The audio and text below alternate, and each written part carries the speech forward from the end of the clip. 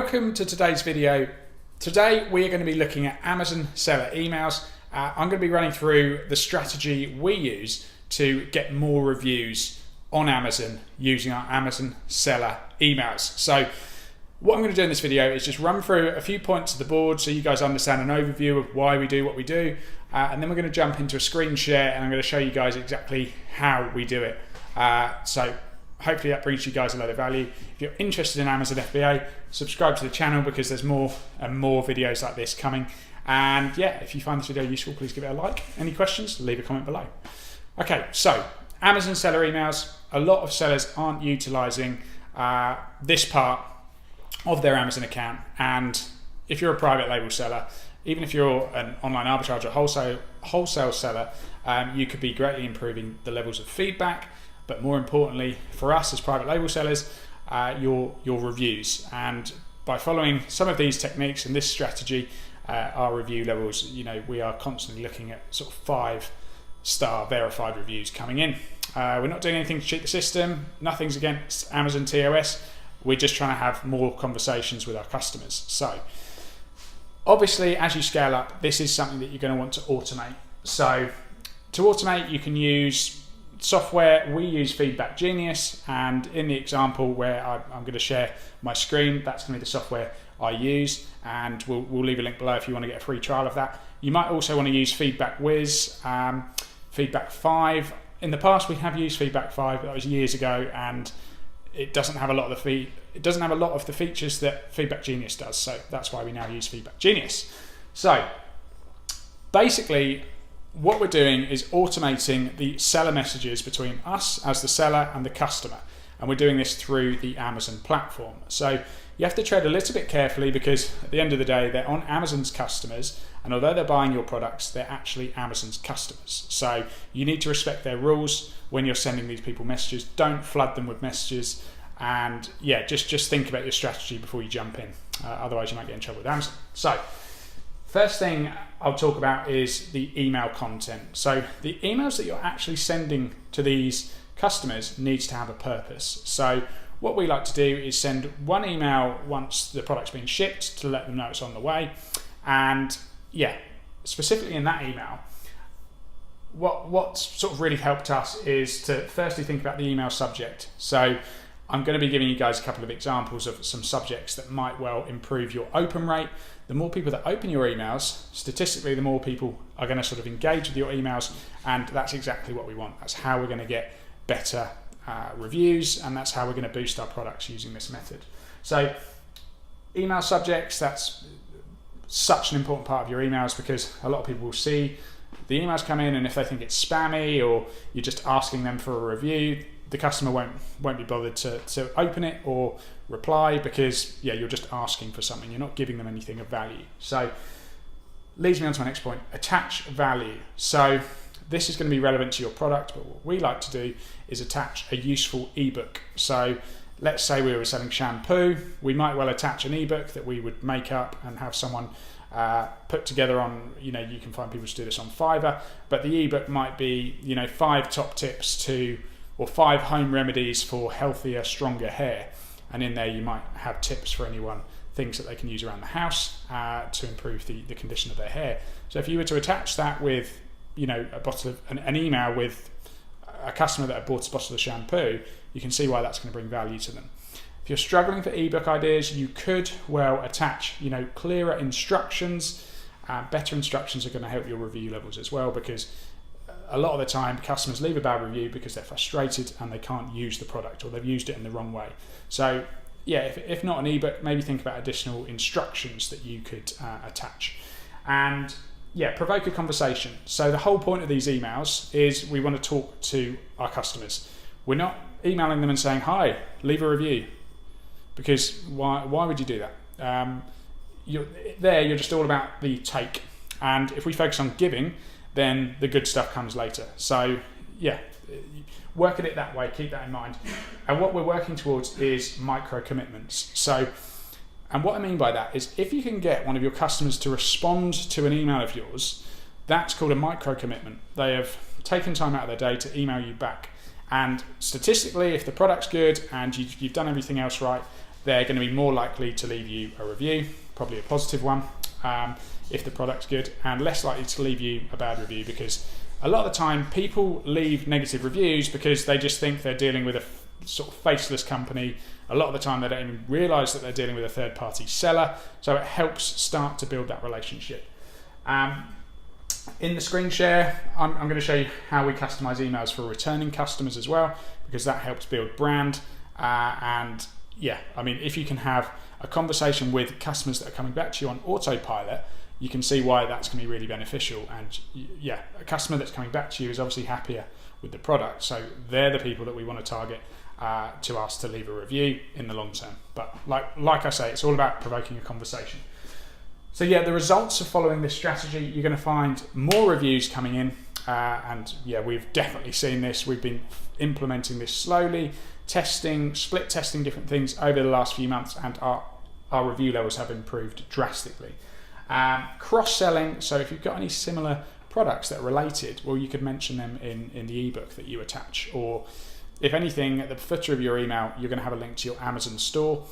Within your emails, never drive customers away from Amazon. So if you do that, you're likely to get in trouble with Amazon. You'll probably get your account suspended. Any links you leave inside an email should only be back to the Amazon platform.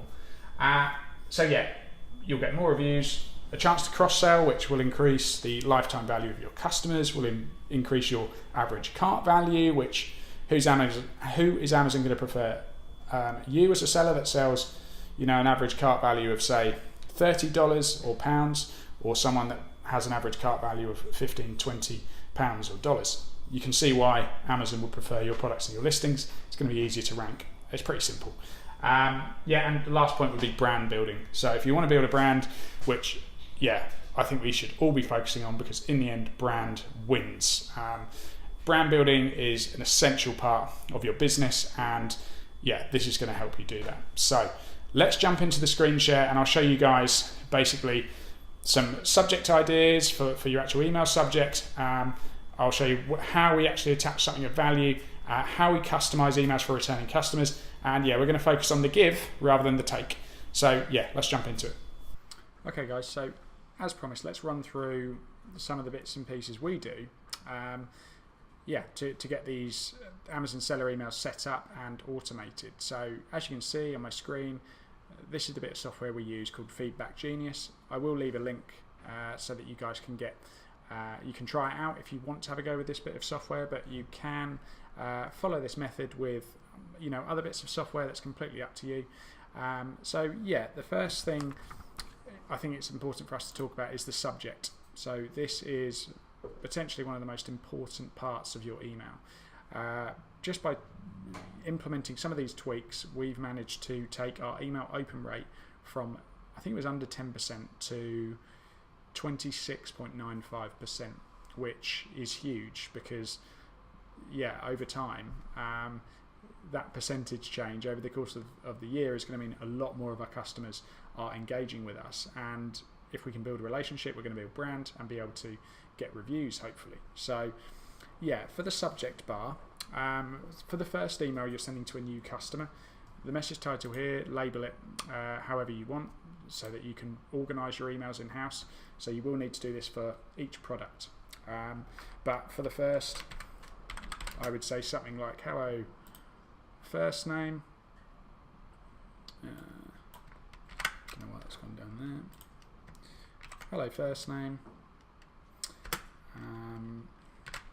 Don't forget to open this. So that subject line is going to spark a little bit of curiosity, and what we want to do is encourage as many people as possible to open up this email. So this subject line in particular should help you. So give that a try and test out different things. You can put your own spin on things. In the tag column here, you basically want to put your product ASIN in there, and then you'll be able to link it to your each product, because you have to have a campaign, an email campaign for each product you do. So the marketplace, we've blurred this out because it's got the name of our one of our seller accounts on there, but this is where you select whether it's amazon.com.co.uk, .de, wherever you want. And then within the body here, this is where you're typing out your content. So what I would do is say, hey, first name, use the same tag. Your order is now on the way. So we'd set this to be sent when the order's actually been shipped, and we can do that. And yeah, just say, I also wanted to give you these additional instructions, or I've attached a really useful ebook. I hope you find it useful to this email, so let me know if you have any problems opening it. So that way you're asking them to come back to you to say, oh, maybe you might even say, could you let me know either way if you can open the ebook or the extra instructions, and that way they're going to come back to you and say, oh yeah, I've managed to open it. Brilliant, because from that point you can start a conversation, and that's what I'm talking about when I refer to a micro commitment. So having them start to engage with your brand, emails are the best place to do that, is the best place to start. So we're not sending this email and saying, hey, leave us a review as soon as you've used our product, because yeah, it's just not going to work. There's no value there for anyone. So yeah, for this, write out your email, make it engaging, and then what you do is hit continue. So name, status, okay, test 1, status, test. We put that in there, and then another bit I missed out is if you wanted to attach an ebook, all you do is upload a file here, and yeah, you'd click and drop your file in there. So if you want to attach your PDF instructions or ebook, make sure it's under 5 megabytes, because I think that's the limit Feedback Genius carry, but you don't want it to be too big a file so that it opens for the majority of people. So that's the whole point. So yeah, once you've done that, hit continue. We're just going to type something random here, because I'm just showing you this, guys, so that you can understand how it all works.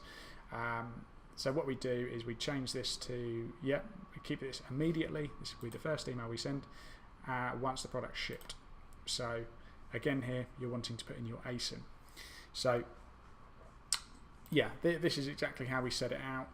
We'll send one email as soon as the product's shipped, and we'll send another one 14 days later. And that might have the subject line, hello first name, have you had a look yet? So again, sparks a bit of curiosity. They might not have engaged with the first email, but again, there's a chance that they might engage with this one. What we want is the people to engage with the first email. We're having a conversation with them and say, we're going to get in touch to see how you get on, and then they're going to get this email automatically. So the first email sent, as soon as the product shipped. The second one, 14 days after the product has been received or shipped. So if you go down to the advanced features, you'll see always recommend adhering to the global blacklist, and this stops basically any emails going to people that have opted out of third-party messages. That's really important. But say this was we'd set up 2 emails for a new customer, but if we had a customer that is returning to us, we don't want to send them these emails because we want to build that relationship with them. So this is where I think Feedback Genius is really good, and a lot of the other email solutions that I've used didn't have this option. So that's why I use Feedback Genius. If we'd just done all of this and we were setting up a custom email for returning customers, the subject line might be, hello, first name, thanks for coming back, or how did you hear about us, or always great to see returning customers. Something that they're going to get on autopilot as a returning customer, but it makes them feel valued as someone coming back to you. So yeah, what I'd do here is I'd make sure that this email isn't ticked for the buyer's first purchase. We only want to be sending this to any. Normally, what we do is send to anyone that's had a second or third purchase. So that way, you're not going to bombard returning customers. Actually, it might be sensible just to do it to a customer on their second purchase. So you just leave this ticked, and again, you'd select done. And yeah, if you set up all your emails like that for your individual products and ASINs, you're going to find you're going to see the results, because you're having a conversation with the customer. That's all we're trying to do, is provoke conversation, get them to open the emails and engage with whatever additional value you're attaching. So yeah, hopefully you guys found that email. Like I say, we followed this and it enabled us to take our open rate from under 10% to over 26%, and over the course of a year, it's made a huge difference. So I'm sure you guys can see why that's valuable. I will leave a link to Feedback Genius in the description below. It will be a free trial, and if you want to give it a go using this method, then feel free to do that. It will be an affiliate link, so if you guys end up buying it, we'll make a commission. It won't make it more expensive to you, but it just goes towards us running these free tutorials, things like that.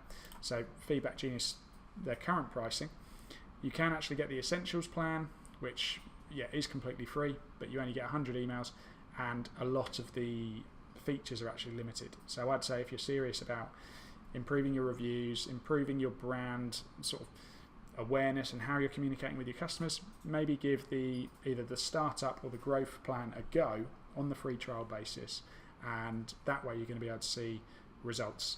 If you set this up properly and take the time, let it run for 30 days. I would actually advise at least letting it run for maybe 3 months. I know you're going to have to pay for a couple of months, but if you do it correctly, you'll see results, and you might not see results straight away after a month, because the orders that are coming through, obviously the people aren't going to get the first and then the second email, which is the 14-day follow-up, 14 days after their trial, 14 days after their purchase. So if you would start the 30-day trial, you can see why it's going to need a little bit of time for you to see results. I hope you guys have found that useful. If you have, please hit the thumbs up button and give it a like. And if you're interested in learning more and improving your Amazon FBA business, or maybe starting your Amazon business, subscribe to the eBusiness Boss channel, because there is going to be loads more videos just like this. So hope you guys found that useful. There'll be more from us very soon. Thanks.